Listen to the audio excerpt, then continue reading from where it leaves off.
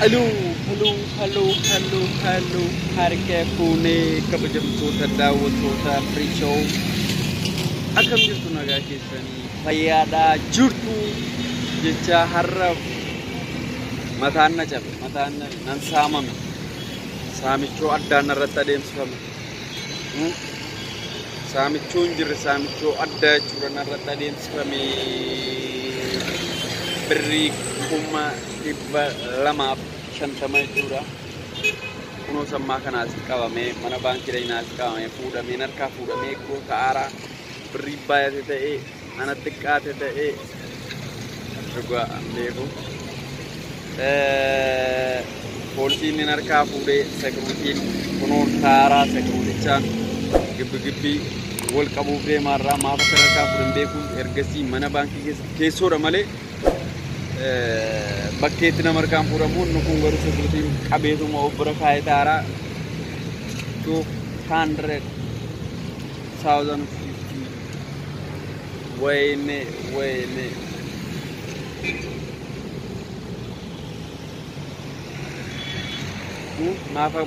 maal akka barbaadan beekne qabee taaraa tikkeettii kudhan taaraa an keessootti mana hin beeku.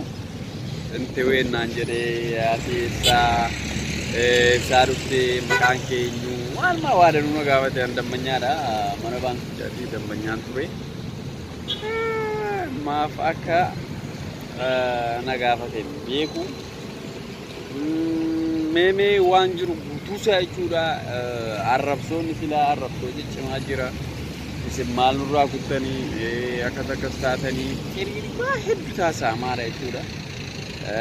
Birrii maaf akka qabaman beeku bishaanii birrii maaltu walitti akka fidu beeku. Kanaaf kabajamtoota daawwattoota keenyaa hamma dhumaatti yoo nu daawwattan jechuudha. Wayyoo namichi jechuudha natti kakataara maaf akka natti kakataaru beeku. Akkan suraadhee ka'ee bahu natti fakkaataa garuu immoo an bahaan jiru sababni isaas tikkeettiin qaba jechuudha. Tikkeettiin qabaa bahu taraa koo eeggadhee taraan koo ala nu guute nama 150 irratti qabadhee 150 sana irratti ergan qabadhee immoo taraan koo keenyaan ol galee jechuudha. Waan achi namicha yoon har'a hin baay'isiifne keessa an biyyaaf hin alanne maaf akka fuudhee naaf gaafatamu arabsiisa maali? Okay, uniform wali ya tara koko.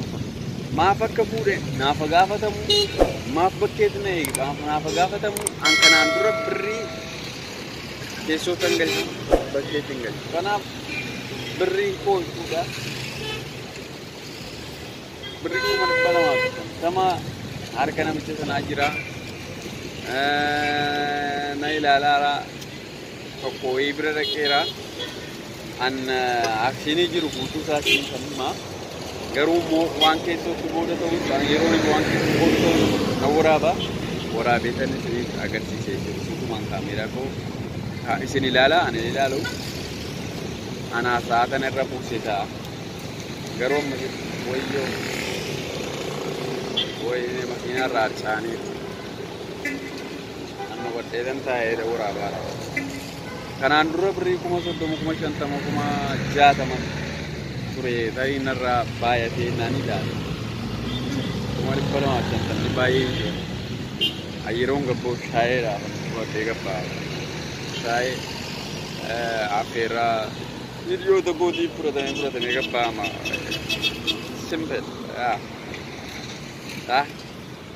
xiqqoodha bara waan xiqqoo 250. Enggak ada sini musik nanya tak kena berbeda nanya tu. Bapa mana pun je, karena malang gue.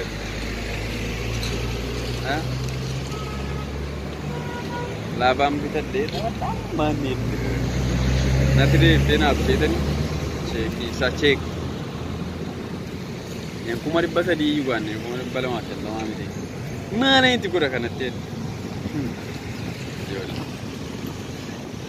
Kanaaf jechuudha namichi birrii koo fuudhee inta aaraa wanti nu gochuudhaan immoo sila hammaarkaan wal qabuu turree amma immoo jechuudha akshinii jiru guutuusaa jechuudha isinii kan waraaba ergan isinii waraabee hundi keessanii jechuudha wanta ta'uuf deemu wanta ta'aa jiru guutuusaa ni daawwattu jedheetan yaada waan cimaarraa hojii deemaara maaf kan harkaa fuudhan beeku ammaaf maal akka eenyuun harkaa fuudhamaaru harkaa fuudhamaara nama harkaa fuudhamaan jiru akka eenyuun harkaa fuudhamaaru mana kanaaf dambanyaadhaan maamila dambanyaadha akkamitti harkaa fuudhamuu danda'e gaaffiidha. Okay, osoo isin ta'ee maal gootu lama wanti kun immoo maal ta'a jettanii yaaddu sadii birriin kun immoo habaduu badin jettanii yaaddu an keessoo alangalee harkaan wal qabu uffata ta'e harkaan wal qabna yookaan wal faalla yookaan namicha akka ni ba'uun godha jechuudha maaf akka harkaa fuudhee itti naannessee jechuudha maaf akka harkaa fuudhee dambanyaa akkan ta'e waraqaan qaba kanaan dura waraqaa guutuun qaba danuudha waraqaan koo akkasiin jechuudha hunda jiraayyuu jechuudha warra barriira taa'aru maaf kan harkaa fuudhan nan gaafachiisa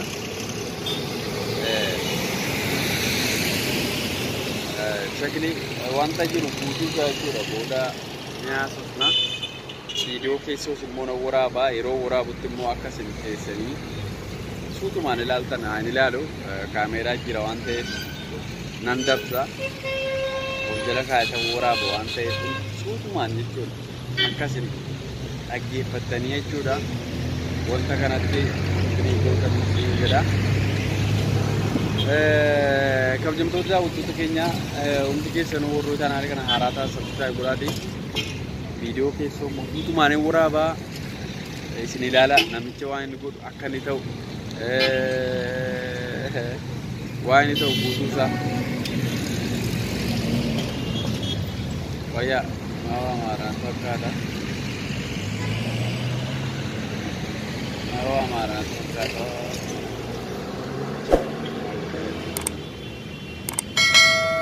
okay okay achi deebi'eera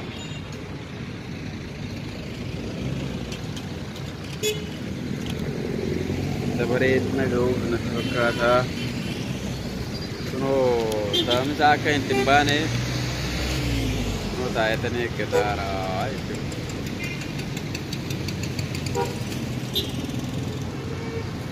baara wal harkaa fuudhaniiru maaltu na deebi'an namicha jiru mana baankii guddaadha waan ta'eef eessayyuu nafu kaameeraa jira yeroo harkaa fuudhu kaameeraa jira hello video keessatti waraabamuu akka ilaaltan nutiin jedha video guutuusaa isiniif waraabaa keessatti keessumaan ilaala kan keessootamu achi deemeera